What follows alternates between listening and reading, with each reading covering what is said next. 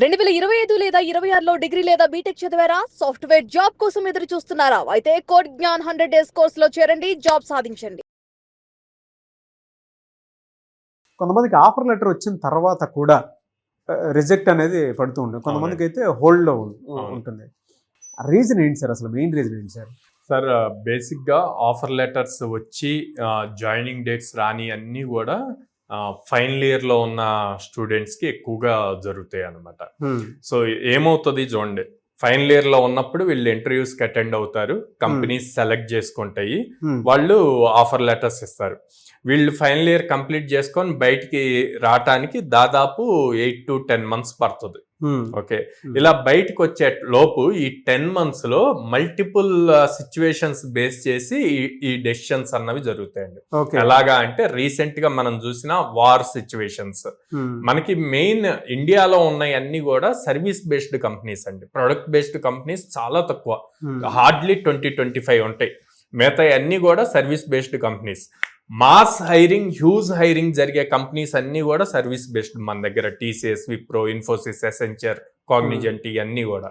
So అంటే వీళ్ళందరూ కూడా బయట నుంచి, వేరే దేశాల నుంచి, అదర్ కంట్రీస్ నుంచి ప్రాజెక్ట్స్ తీసుకొచ్చి ఇక్కడ మన వాళ్ళతో వర్క్ చేపిస్తారు.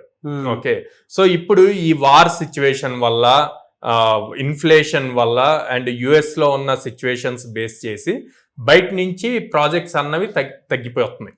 అంటే ఇండియా మీద ట్రస్ట్ లేక తగ్గిపోవట్లా, అసలు బయట ఉన్న కండిషన్స్ బేస్ చేసి న్యూ ప్రాజెక్ట్స్ అన్నవి స్టార్ట్ అవ్వట్లా.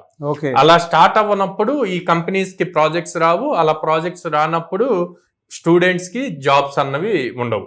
సో వీళ్ళు ప్రతి కంపెనీ కూడా, టాప్ కంపెనీస్ అన్ని కూడా ఓకే మనకి 6 to 8 months లో ఈ ప్రాజెక్ట్ వస్తుంది, దీనికి ఇంతమంది కావాలి అన్న పాయింట్ లో హైరింగ్ చేస్తారు, ప్రాపర్ స్కిల్ టెస్ట్ చేస్తారు, ఆఫర్ లెటర్ ఇస్తారు.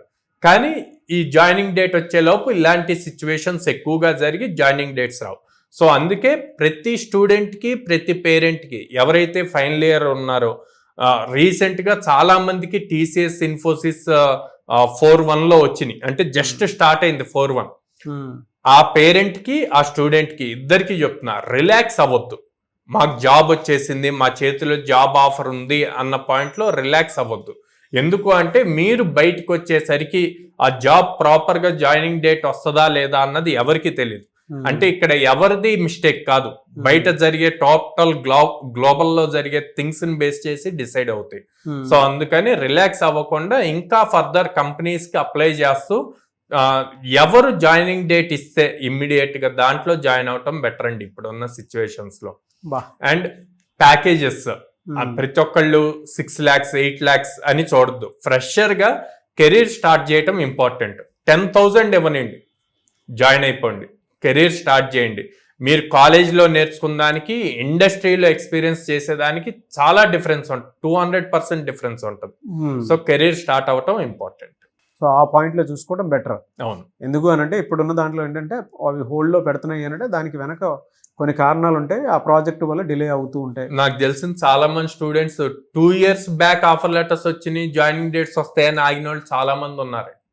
ఇప్పుడు ఫ్రెషర్ పీరియడ్ అంటే ఇప్పుడు మనం 2026లో ఉన్నాం, 24లో ఆఫర్ లెటర్స్ వచ్చి జాయినింగ్ డేట్స్ వస్తాయని ఫ్రెషర్ పీరియడ్ అంతా వేస్ట్ చేసుకున్న వాళ్ళు ఉన్నారు. 2 years ఆఫ్ టైం ఎంత వాల్యుబుల్ టైం.